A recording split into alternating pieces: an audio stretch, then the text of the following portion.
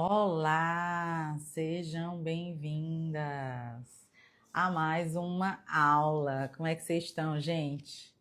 Deixa eu descer aqui. Como é que vocês estão? Todo mundo bem? Estão me ouvindo bem? O áudio tá legal? Me contem, me contem, me contem, me contem. Estou muito feliz. Estão me ouvindo? Sinalizem aí para mim se vocês estão me ouvindo com clareza. Tudo bem?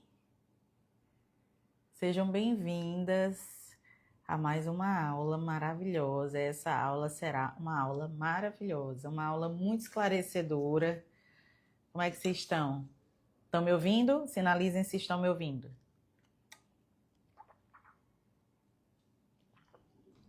Então, fico feliz de poder estar aqui com vocês mais uma vez para mais uma aula.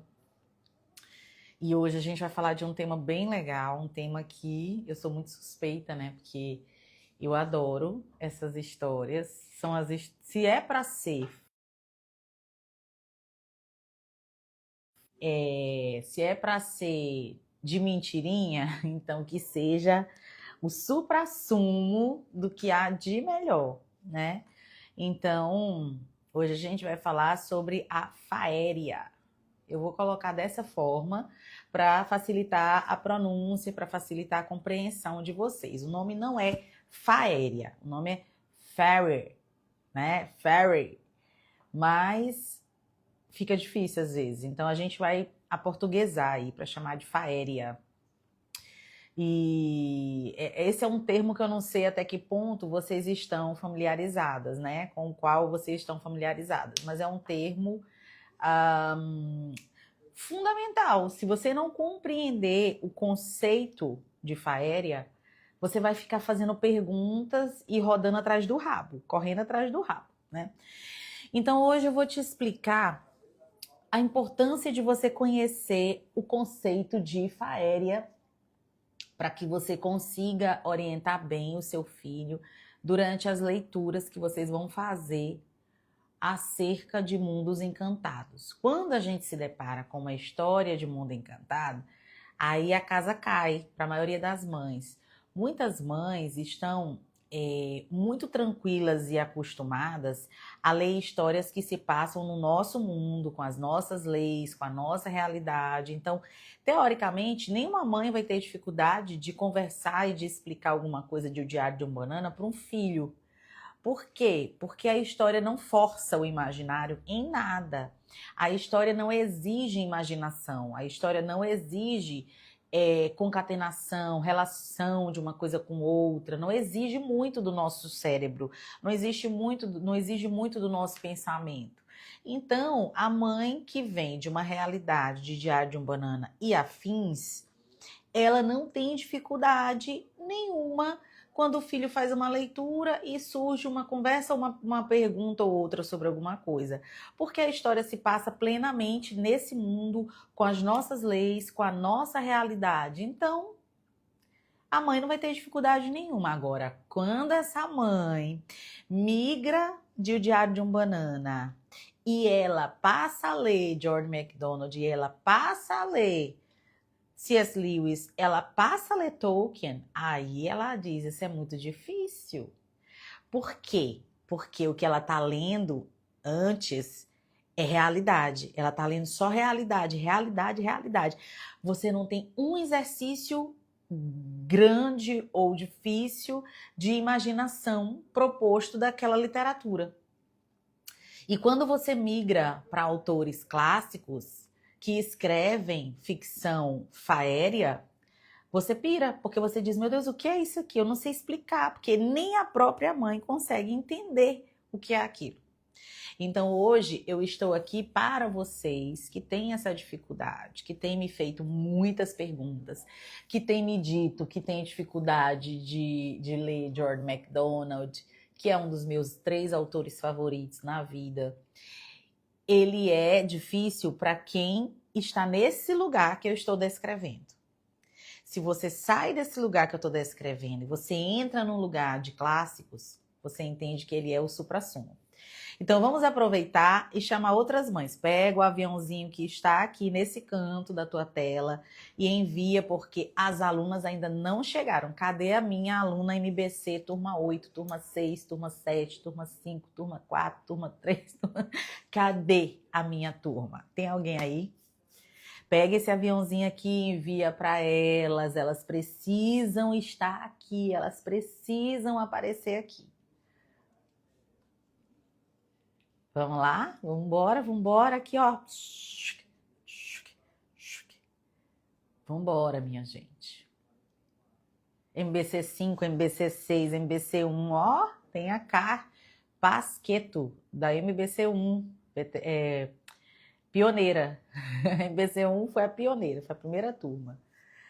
Então, vamos lá. Ó, Josiane, MBC 1. Gente, esse povo da MBC 1 que tá caminhando comigo há 2 anos e meio, a idade da Alice. Eita, Glória! Já enviou? E o compromisso de vocês é enviar sempre, nunca se esqueçam disso. Eu vou ter alcance aqui também com o que vocês fazem, eu ter alcance, né? O comentário, né? Comentar, mesmo que seja um post que você diga, esse post é bobo, mas me ajuda muito comentar ou curtir, porque isso informa algo pro algoritmo, entendeu? Fui demitida, vou comprar à vista. Meu Deus do céu, cadê as alunas de redação? Vocês estão aqui também, gente? Cadê as alunas de redação? A maioria das alunas de redação também são alunas da MBC. Raramente eu tenho uma aluna de redação que não é MBC. Já enviaram? Posso começar? Minha filha de quase 7 anos tem medo de música clássica e também de histórias. Como assim, gente? Ela tem medo de música clássica e histórias como Nárnia? Quem foi que pôs esse medo nela? Alguém pôs? Esse medo não nasce com a criança, tá, gente? Eu até postei um vídeo outro dia, não sei se vocês viram, nos meus stories. Meus stories são a melhor parte do meu Instagram, vocês têm que frequentar. Eu postei um vídeo outro dia de uma pesquisa que foi feita, na verdade, uma experiência científica foi feita por psicólogos. Eles pegaram bebês recém-nascidos, assim, tipo... Recém-nascido não, bebê que já sentava. E eles encheram a sala de cobras não venenosas e deixaram os bebês e as cobras brincando. Vocês viram essa experiência? Foi a coisa que chocou a internet. Mas claro, tudo com consentimento dos loucos, dos pais e tudo. O que eles queriam com esse experimento? Mostrar que o medo não nasce com o ser humano, o medo é aprendido. O medo é uma atmosfera que é colocada na vida da criança por um adulto.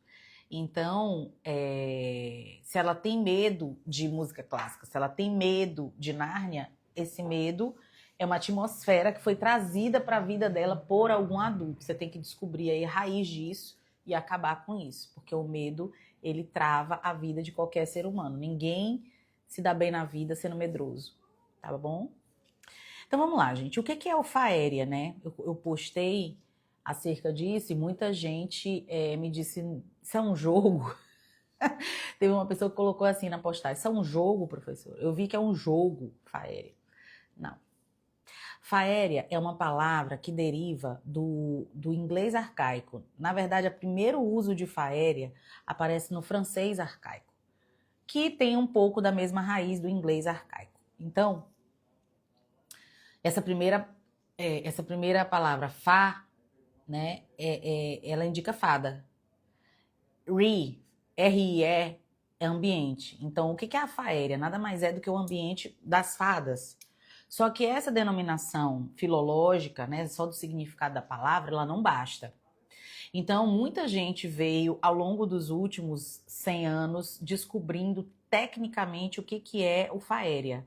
Faéria nada mais é do que uma atmosfera, do que um mundo paralelo e do que um sentimento que esse mundo paralelo causa em nós que vivemos nesse mundo. Então, se eu pudesse definir o que é faéria, preste atenção, você de pedagogia, de letras, nunca verá isso na faculdade. Faéria é um clima, é um sentimento que é gerado no ser humano a partir do contato com outras realidades mágicas. E Faéria também é classificado como o reino das fadas. E aí eu preciso definir para vocês uma coisa muito, muito bem definida. Isso só aparece para nós na literatura lá no século XII. Primeira vez que alguém... E os dois primeiros poemas medievais nos quais a gente consegue identificar elementos de Faéria são anônimos. Então, na verdade, a gente não sabe quem foi que criou isso. Não tem dono. Mas os dois primeiros poemas medievais em que aparece esse reino das fadas como um mundo paralelo, um outro mundo que não é a Terra, um outro planeta que não seria o nosso planeta, ou um outro país que não seria o nosso país. Primeira vez que isso aparece na mitologia inglesa. Então, quando eu digo para vocês que a literatura inglesa é o berço da melhor literatura, não é que eu sou... Tem gente que fala assim, outro dia me perguntaram, né? Eu não entendo, você é brasileira e só fala de literatura inglesa, americana, europeia, por quê? E aí eu tenho que respirar, né? Como boa colérica, eu tenho que respirar para lidar com pessoas ignorantes. Ó, o mundo do Brasil... O Brasil tem quantos anos, gente, que ele existe como nação? Se a gente pensar quantos anos Jesus viveu, o mundo já existia, certo? Os países já existiam. Aí a gente pensa no Brasil, mundo, Brasil. Então o Brasil é uma porçãozinha muito nova e pequena. Literariamente falando, a gente é um país que não tem muita literatura. Quando eu digo isso, tem gente que fala, mas como assim o Brasil tem tantos autores bons? Gente, os países europeus que colonizaram as Américas produzem literatura desde depois de Cristo. Eles foram se organizando e produzindo literatura. Então, a gente tem aí quantos 1000 anos depois de Cristo que existe literatura nesses países. Então, toda a literatura, ela tem origem basicamente naquela região ali que compôs o que hoje a gente chama de Reino Unido.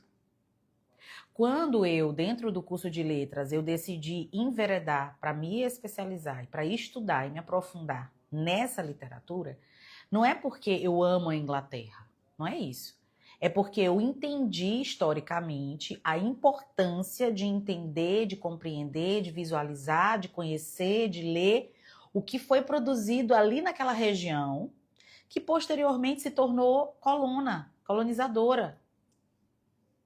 Então, o que tu tem de Portugal, o que tu tem de Itália, o que tu tem de Alemanha, o que tu tem de França, o que tu tem de Inglaterra, foi produzido no mesmo núcleo literário.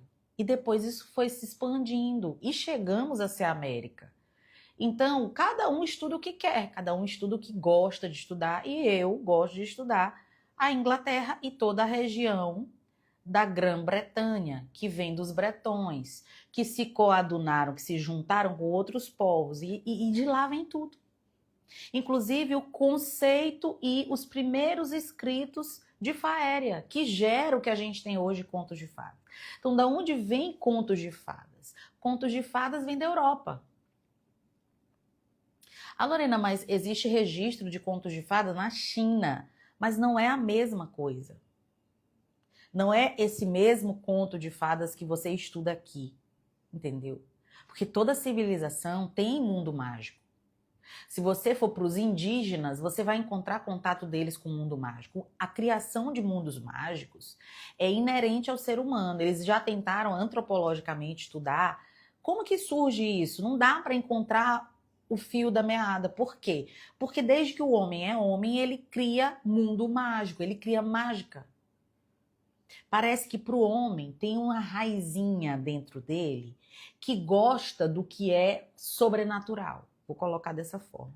Talvez seja aquela nossa origem em Deus, que fomos criados para ser eternos, para viver num lugar em que a gente não tem barreira, limitação de tempo, de espaço, de doença, de pecado. Talvez seja isso que ainda dorme dentro do homem e faz com que esse homem produza mundos mágicos possíveis. Então, o termo Faéria, ele vem designar esse universo paralelo, que não pode ser visto, que não pode ser lido, que não pode ser pensado como a gente pensa em São Paulo, em Curitiba, no nosso mundinho, com carro, com clima, com vegetação. Não é o mundo da gente. E não é correto tentar explicar para a criança esse reino, tentando mostrar para a criança que esse reino é igual ao nosso mundo. Ou comparando esse reino com o nosso mundo. É sobre isso que eu quero falar hoje. A gente precisa parar de dar respostas do nosso mundo para tentar explicar o mundo que não é nosso. Então, assim, qual é o primeiro momento na literatura? Eu chamaria isso de marco literário. O primeiro momento na literatura em que a gente tem Faéria aparecendo dentro da literatura que foi escrita. Um cara chamado Edmund Spenser. Edmundo. Edmund Spenser foi britânico, foi o primeiro autor de uma coletânea de faérias. Ele escreveu The Fairy Queen, que seria o mundo das fadas. Foi a primeira pessoa que veio escrever uma história na qual ele mostrou como é o mundo das fadas. Esse livro não tem tradução para o português hoje. Eu tenho um exemplar dele, caindo aos pedaços, saí correndo de casa. Gente, era para eu ter trazido o livro. Saí correndo hoje com a Alice, com tudo, não trouxe. Mas vou mostrar para vocês. O livro tá caindo aos pedaços. Eu encontrei o livro num sebo. É uma edição de 1907, eu acho, 1907. E não tem mais. Então as pessoas de hoje não têm como ter contato com essa literatura traduzida. Se você quiser ter contato com ela em inglês, e não no inglês fácil. Você vai encontrar um inglês aí beirando o arcaico. Você vai ter. Então percebe por que às vezes é difícil uma pessoa entender o que é de fato história mágica. Porque a origem não está traduzida, não está divulgada, não está amplamente... Então, assim, as pessoas nem sabem de onde nasce isso, como surge. Daí a importância, gente, de trabalhos como o meu, como de tantas pessoas aqui, que têm tentado trazer de volta autores, obras, histórias que morreram. Essas histórias morreram. Quem está lendo Edmund Spenser hoje, em 2025? As escolas clássicas americanas adotam The Fairy Queen. Eu fiz um curso há alguns anos, um curso online, por uma escola clássica americana, em que um professor de literatura medieval deu uma aula, um curso guiado sobre isso. Mas quem está fazendo isso numas universidades estrangeiras, na Universidade Federal do Brasil, para preparar o professor que vai para a sala de aula ler história de mágica para aluno? Ninguém. Edmund Spenser morreu. E com ele morreu sua obra.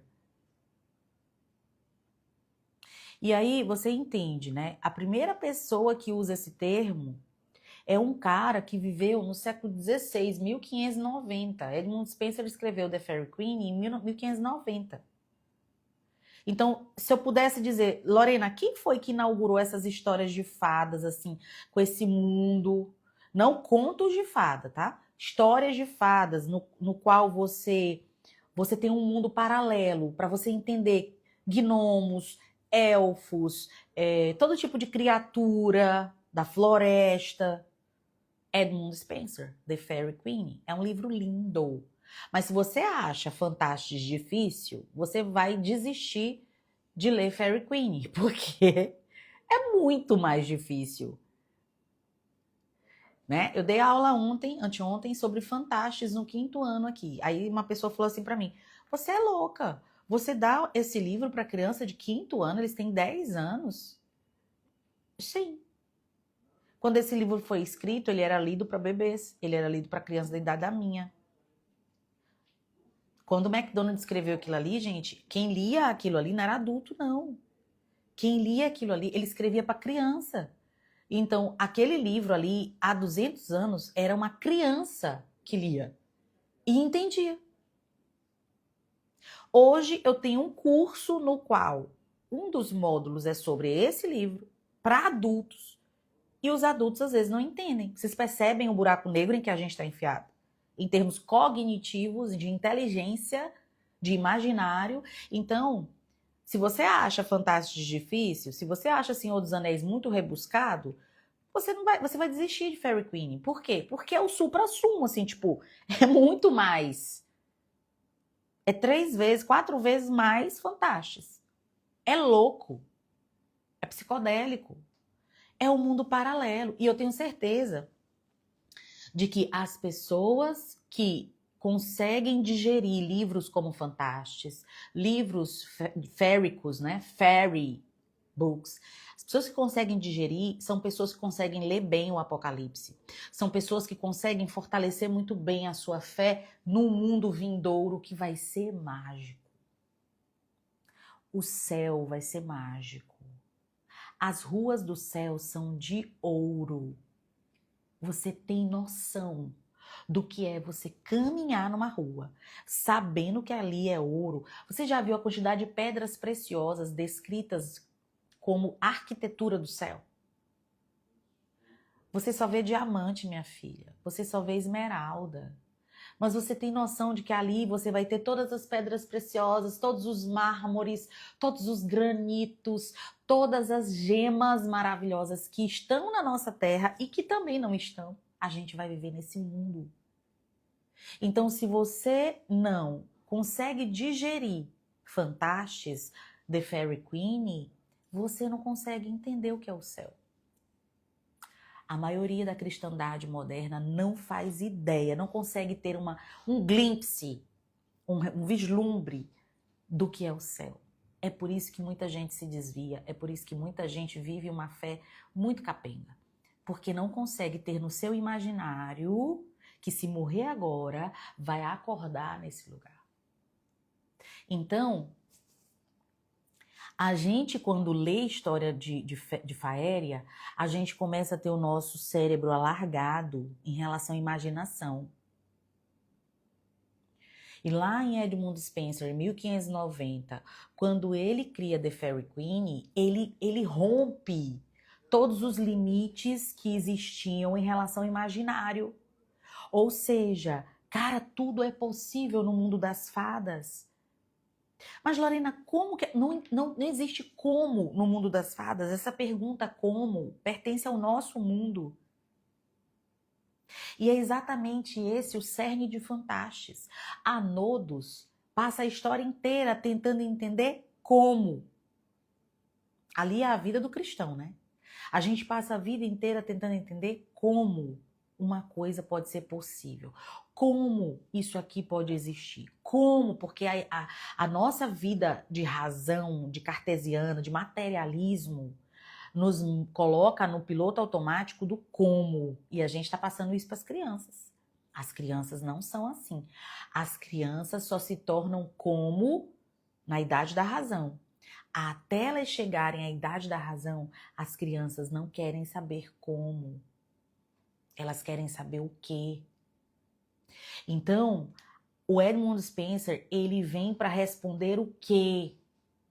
The Fairy Queen é um tratado sobre tudo que é possível além desse mundo carnal, material e cartesiano no qual a gente vive, no qual a gente está mergulhado.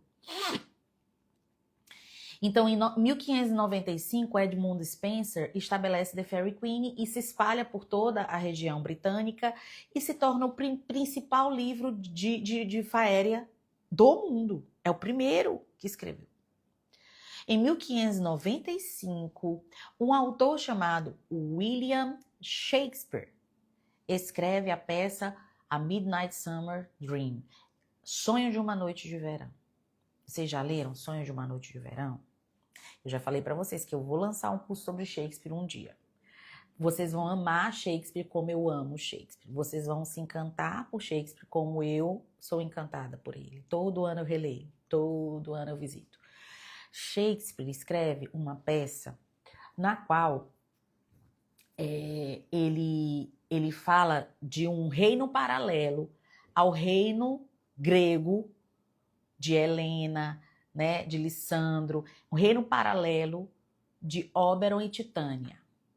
Oberon e Titânia são reis desse mundo faérico. E eles vêm visitar a Terra.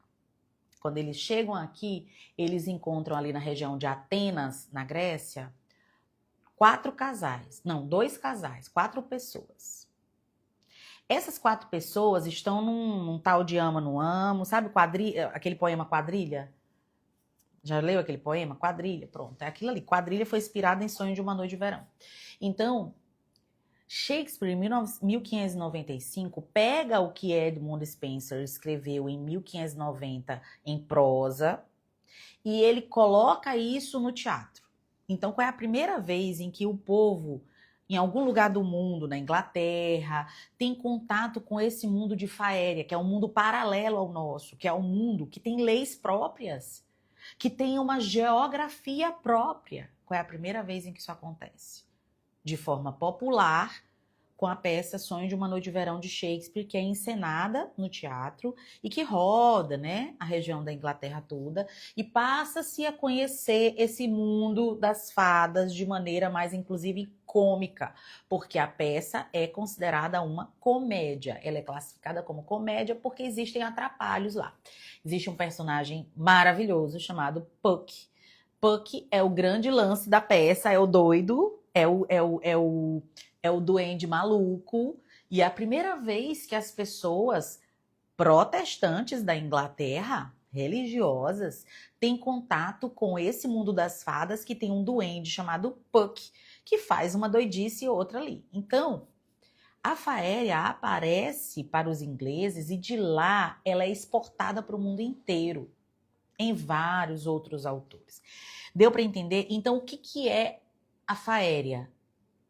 É esse mundo paralelo que faz a gente gostar, a gente lê, a gente gosta, a gente entra na história, a gente não quer mais sair, a gente fica naquele mundo paralelo, apegado aos personagens, aquilo é gostoso.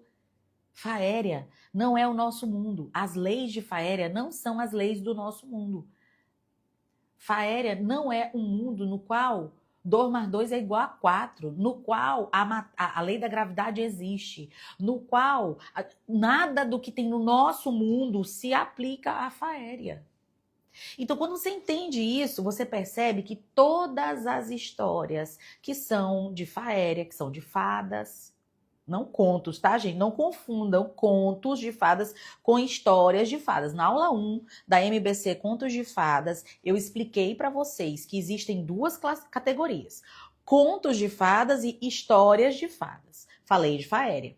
Histórias de fadas são Faéria, ou seja, é qualquer história, em qualquer formato, que traz esse mundo paralelo das fadas, dos duendes, dos elfos, das árvores que falam, do carvalho, da faia. Contos de fadas é aquilo que minha gente, fugiu o nome. O Jean Baptiste inaugura. Então, percebe que na mesma época, século XVI, enquanto na Itália o cara está escrevendo os primeiros contos de fadas com estrutura de conto de fada, no mesmo século a gente tem Shakespeare, a gente tem Spenser criando Faéria para a Inglaterra. Então, Itália, Inglaterra, é tudo Europa, gente. É por isso que eu digo que eu sou eurocêntrica na literatura, porque tudo vem de lá. Tudo que é bom, tudo que é belo vem de lá. Então, a gente vai poder dar um salto aqui para você entender. Então, entender o que é a Faéria, entender que você não vai conversar com seu filho tentando explicar esse mundo de Faéria, no qual um duende pode fazer alguma coisa, no qual... Ei, no mundo de Faéria, tudo é possível. Grava isso. Tudo é possível, tá? Tudo é possível. Agora, se eu puder classificar, quais são os 3 principais livros de Faéria que hoje estão na minha lista e estão no meu radar? Os 3 principais são Fantastes, com o pai da Faéria moderna, que é o George MacDonald, que depois de... vamos lá, vou traçar uma linha do tempo.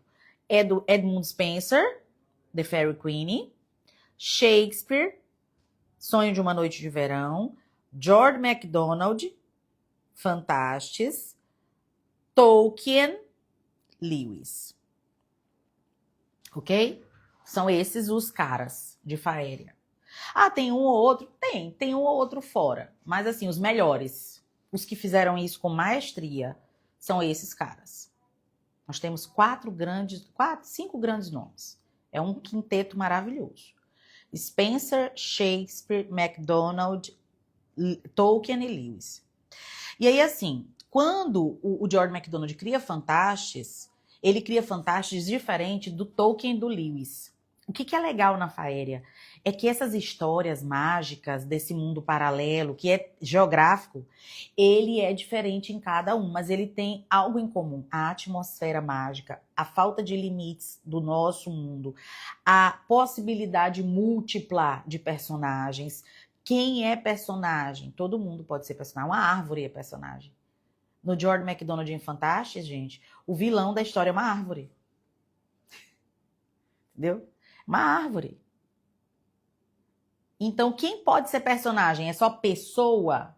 Não, qualquer coisa. Não é qualquer animal, não é qualquer ser pode ser um personagem. Entendeu? E aí, vamos lá. Então, vamos entender. O George MacDonald, ele vive no século XIX. Né? Ele vive no século XIX. E lá no século XIX, ele como leitor, né? A educação que se fazia no século XIX era a educação que a gente chama hoje de clássica. Então, o que esse povo que era educado até ali lia? Faéria. Lia Spencer, lia Shakespeare, lia Dante, lia Milton, lia Chaucer, lia tudo. Lia Cervantes, lia tudo. Então, essas pessoas pegavam essas histórias primitivas de Faéria, e aquilo alimentava o imaginário delas. Imagina como o George MacDonald teve seu imaginário cristão, porque ele é cristão de berço. E como ele foi alimentado, como ele leu livros de Faéria, como ele leu livros e histórias de duendes, de gnomos, antes disso ser cooptado pelo ocultismo e pela bruxaria, gente, porque foi, tá? Mas isso originalmente não nasce na bruxaria, não nasce no ocultismo, como muitos cristãos querem fazer. Ai, eu vou ler livro de duende. O duende do Papai Noel é, na verdade, um pequeno demônio, que na macumba é não sei o quê. Não, isso aí, esquece isso, isso não existe. Isso é loucura, leiguice, coisa de leigo, doido. O que existe, na verdade, é uma deturpação do que de fato foi a criação desses seres. Então, assim, no Reino das Fadas, gente, tem hierarquia. O Reino das Fadas é monárquico. É uma monarquia. Tanto que em Sonho de uma Noite de Verão, eles são um casal de rei e rainha. Existe o livro A Rainha das Fadas. Então, assim, o Reino das Fadas, também isso causa dificuldade em nós. Porque o nosso conhecimento sobre monarquia é zero, né? A gente sabe nada de monarquia. O Brasil não estuda monarquia. Aqui na escola a gente tem anos estudando monarquia, estudando processos monárquicos, estudando composição monárquica, sucessão de reinos, tudo isso a gente estuda. Mas na escola comum, isso não existe. O menino sai da escola moderna sem saber o que é monarquia, como ela opera. O fato de hoje eu viver numa ditadura, ou numa democracia, não me exime de conhecer os outros regimes que existem, porque a monarquia ainda existe no mundo real. A Europa é cheia de monarquias.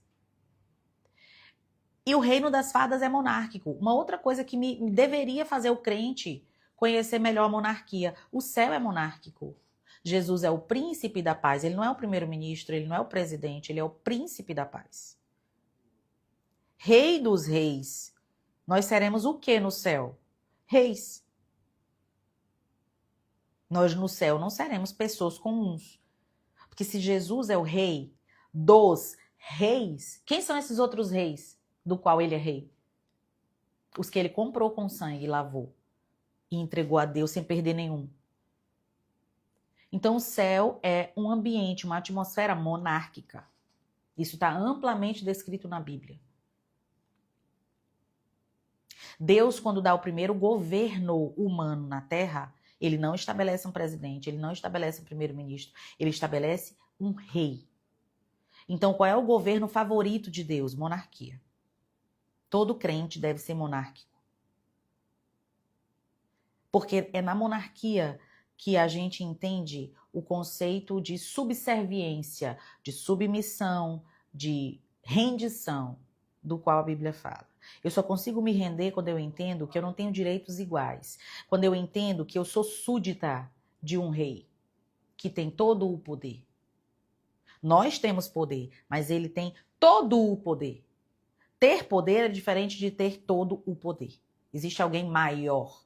A noção de hierarquia que morre na democracia, porque todos são iguais perante a lei, na monarquia não é assim. E não vai ser assim no céu, tanto é que no céu nós teremos galardões. Não vai dar pra gente reclamar no Procon, lá no céu, quando Deus decidir nos colocar em X ou Y lugar. Porque isso é uma vontade deliberativa dele, porque ele tem todo o poder. Não é um poder que o povo deu pra ele, não é um poder que o crente deu pra ele, ele tem todo o poder dele mesmo. E nada a gente pode fazer contra isso. Então, quando a gente entende como hoje nós somos rebeldes, como hoje nós somos insubordinados, como hoje nós somos inimigos de Deus em muitas coisas, porque a gente é antimonárquico, a gente rejeita o governo, a gente não consegue ser obediente ao nosso líder, a gente não consegue ser obediente ao nosso marido, a gente não consegue ser obediente ao nosso chefe, a gente tem dentro de nós a semente rebelde de Lúcifer, de tentar se rebelar contra aquele que tem todo o poder e eu não posso fazer nada contra isso. O pecado. Nós viveremos para sempre no reino. Então, o reino das fadas é monárquico. Existe o rei e existe a rainha. Sim, o reino das fadas não é composto só de mulheres. As fadas são como os anjos, não tem sexo. Como assim? Bom, a maioria das fadas não tem sexo. Você vai encontrar na maioria das histórias que, dependendo da hierarquia, as fadas são consideradas femininas e reis, eles não são chamados de fadas, eles são reis, príncipes. O nome que se dá no livro é esse. Então, o reino das fadas é uma monarquia, gente, que funciona. Tem geografia, lá tem rio, lá tem mar. Lá tem praça, lá tem campo, lá tem castelo, lá tem árvore, lá tem muita coisa. Como é que eu sei, Lorena? Leia os livros de Faéria. Nos livros de Faéria, esse reino é descrito. The Fairy Queen descreve esse lugar. Você vai entender com esse livro onde é esse lugar. Ok? Então, o George MacDonald, ele inaugura a Faéria moderna. Percebe que existe uma lacuna de 1595 até 1800. Deixa eu pegar aqui certinho quando foi que ele lançou. 1880, sei lá. Por aí. Então tem uma lacuna de 300 anos de falta de Faéria boa na Inglaterra e na América e na Europa. E foi o período em que os contos de fadas floresceram. Mas aquilo não é história de fada.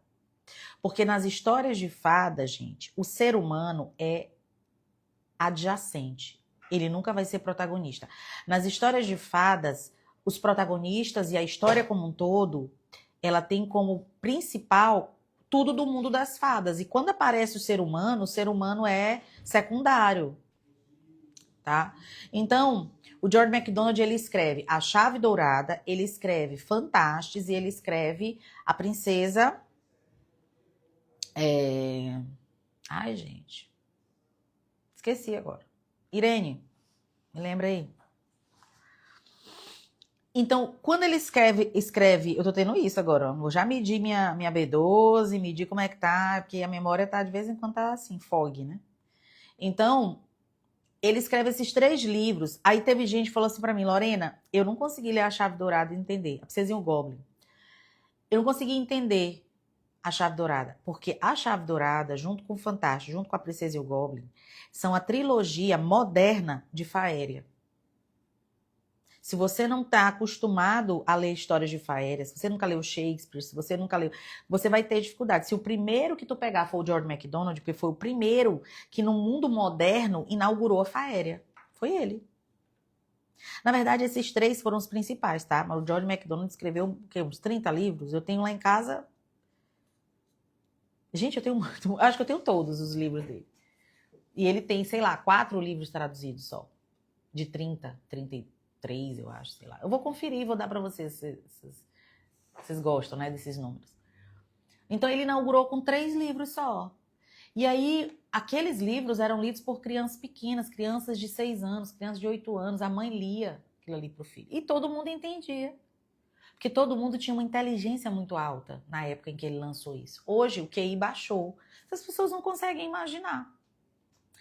E aí, lendo George MacDonald, tanto C.S. Lewis quanto Tolkien escrevem Mestre Giles da Aldeia, escrevem O Hobbit, escrevem Silmarillion, escrevem Senhor dos Anéis, a Terra-média, quando o Tolkien para mim, quando eu comparo MacDonald, Lewis e Tolkien, eu tenho uma visão dos 3.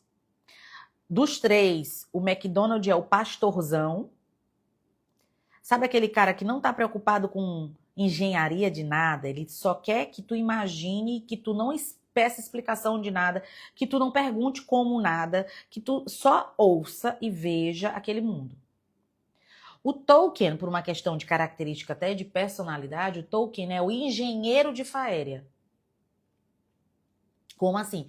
Cara, o Tolkien é tão brilhante, é tão fenomenal, é tão genial na Faéria, que todo o universo que ele cria tem mapa, idioma próprio, leis próprias, existência própria. É um mundo que daria pra gente desenhar, literalmente. Dá pra fazer uma maquete. Dá pra fazer uma maquete do que Tolkien cria de Faéria. Então, Tolkien, na trilogia da Faéria moderna, Tolkien é o engenheiro. Tolkien é fundamental. É com Tolkien que nascem todos esses livros de frente de livraria que tentam fazer isso. É dele. Esses autores modernos não estão lendo MacDonald. Porque dos 3, o mais complexo é MacDonald. Porque o Tolkien, ele é complexo, mas ele explica muito bem. Ele explica onde a coisa está. Ele coloca lógica no que está acontecendo. MacDonald não. MacDonald, o cara acorda, pisa no chão, o quarto dele agora é uma floresta. Como assim, gente? Como assim? De onde saiu isso? Não tem explicação. O MacDonald, ele não tá nem aí se você vai ficar perdido no caminho. Ele viaja. Quando tu lê A Chave Dourada, a sensação que tu tem é que tu tá no looping. Que tu tá dentro de um toboágua. Tu foi jogado dentro de um toboágua de 500 metros. E tá descendo. MacDonald é assim. Ele é sem freio, ele é sem regra, ele é sem explicação. Só existe. Aquilo ali só aconteceu. Tolkien é engenheiro. Ele explica muito bem. Ele detalha. Como ele faz isso? Descrevendo. Tolkien é altamente descritivo. E descritivo criando. Ou seja, ele cria e descreve o que ele criou, que não existe. O idioma da Terra-média não existe. Ele criou um idioma. Existem vídeos dele explicando isso. Eu vou postar para vocês. Ele tem idioma próprio. MacDonald não faz isso. MacDonald não tem idioma próprio. Você não vê isso acontecendo no livro. Então, não é que Tolkien foi maior. Tolkien foi diferente. Ele foi engenheiro de Faéria. Ele montou esse mundo de uma maneira mais moderna pra gente entender. Tanto que dá pra fazer filme de Tolkien. Você já viu filme de algum livro do George MacDonald? Não dá pra fazer filme. Por quê? Porque não tem... Assim, é muito louco. Um lugar brota de dentro do outro. Não dá. E percebe que o Lewis Carroll, o autor de Alice no País das Maravilhas, ele é discípulo direto de MacDonald, porque a Alice é isso, vai caindo e aparecendo um lugar depois o outro, não dá. Eles tentaram fazer o filme, ver que ninguém consegue fazer um filme bom de Alice. Por quê? Porque ele é discípulo direto da escrita do MacDonald. Na verdade, eles eram amigos, né? Foi o George MacDonald que deu o maior gás para ele publicar o livro. Aquele povo que vivia ali, gente, aos arredores de Oxford, né, em Dublin, que vivia na própria Londres, aquilo ali foi uma geração que, se pudesse me transportar para eu ver um dia, era para lá.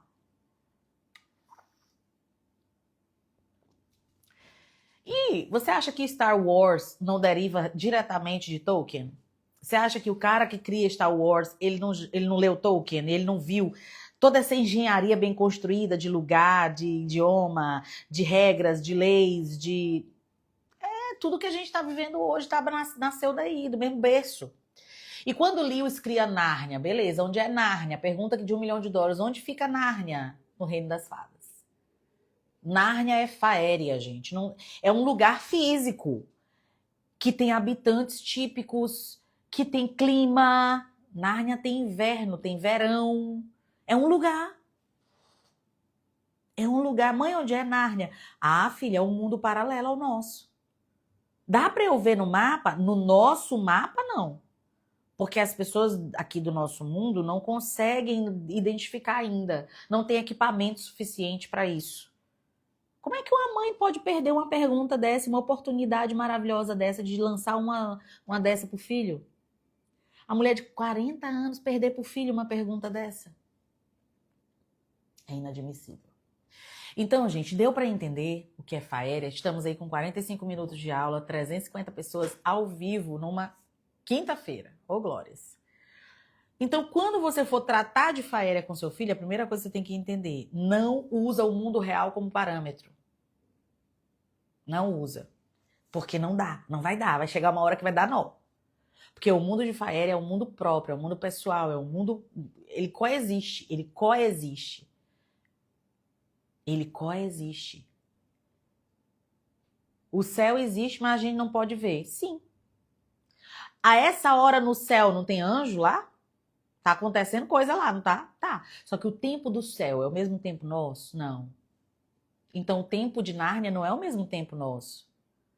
O tempo da Terra-média não é o mesmo tempo nosso. O tempo de Fantastes não é o mesmo tempo nosso. Quanto tempo durou a jornada de Anodos? Não sabemos exatamente. Deu para entender? Então a Faéria, ela basicamente, você só vai entender Faéria se você ler esses 5 autores. Edmund Spenser, William Shakespeare, George MacDonald, J. Tolkien e C.S. Lewis. Sem isso, você nunca vai entender o que é Faéria, nunca vai entender história, vai ter dificuldade com contos de fadas, vai ter dificuldade até com livros modernos que bebem um pouco dessa fonte faérica. Você vai ter dificuldade. Porque você vai querer, no nosso mundo, buscar elementos para esse outro. Não. Quando você entra nessa história, esquece esse mundo aqui.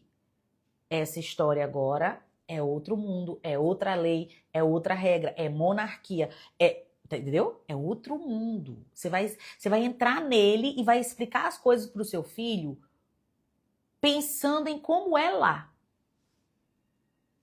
Como é lá. Pronto. Essa é a resposta que você dá para o seu filho. Não dê respostas daqui. Porque o seu filho, aí sim o seu filho vai te chamar de mentirosa. E eu quero encerrar essa aula dizendo para vocês, o Natal vem aí, né? Vai surgir de novo aquela polêmica do Papai Noel, que todo ano é tradição, todo ano eu tenho que fazer um negócio aqui para responder aquilo ali, porque o povo volta com a polêmica do Papai Noel. O mundo do Papai Noel é Faéria. Onde é o lugar em que o Papai Noel faz os brinquedos? O Papai Noel tem uma casa num outro lugar, que não é o polo norte do nosso mapa. O nosso mapa é o nosso mapa. O Papai Noel mora num polo norte de um outro mundo, filho. E lá, você fala, mas Lorena, existe... Ei, eles fizeram o nosso mundo. Eles fizeram o nosso mundo.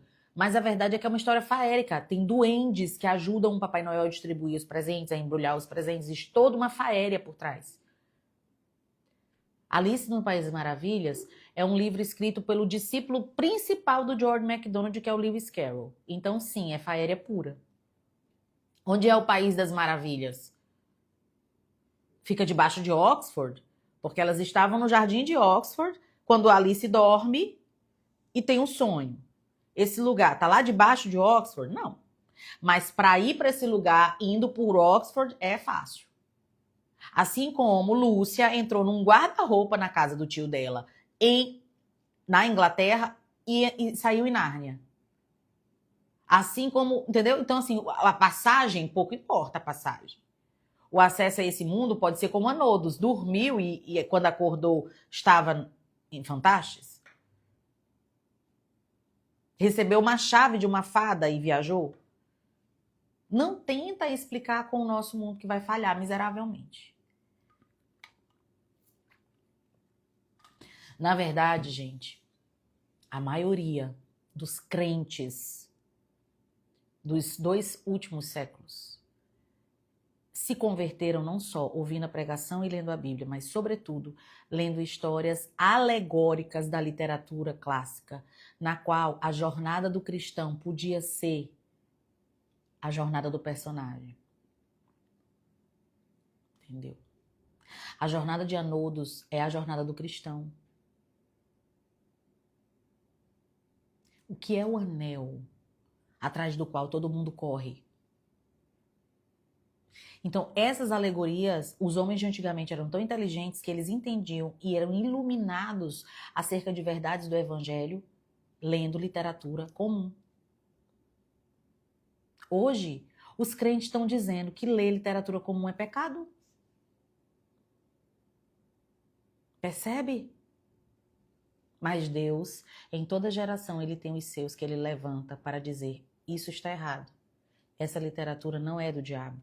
Essa literatura é um auxílio permitido por Deus para que nós sejamos treinados no nosso imaginário para acreditar nas verdades eternas do céu, do inferno. Certo? Então, gente, é o seguinte, quero encerrar essa aula dizendo que foi maravilhoso estar com você. A MBC está com as inscrições abertas até amanhã. Você que quer se tornar minha aluna, entender isso, mergulhar nesse mundo, dá isso para o seu filho, digita aqui embaixo, vaga. Entra para a 8ª turma da minha biblioteca clássica, na qual você vai encontrar os melhores livros já escritos para uma criança ler. E você, adulta, vai ser agraciada no seu imaginário, vai entender tantas coisas que na tua infância te foram negadas. Vai ser iluminada acerca de verdades que vão te fazer chorar ao terminar de ler. Digita vaga, torne-se minha aluna. Você não vai ter um dia de arrependimento de ter investido no seu intelecto, no intelecto do seu filho e da sua família. Você não vai ter um dia de arrependimento de ter contato com esses autores maravilhosos que nenhuma escola do Brasil, exceto as clássicas, principalmente a minha, estão dando para os alunos. Porque essa literatura foi morta pelos modernos. Os modernos mataram essa literatura. Eles não querem que as nossas crianças leiam isso. Eles não querem que a gente seja iluminado com isso.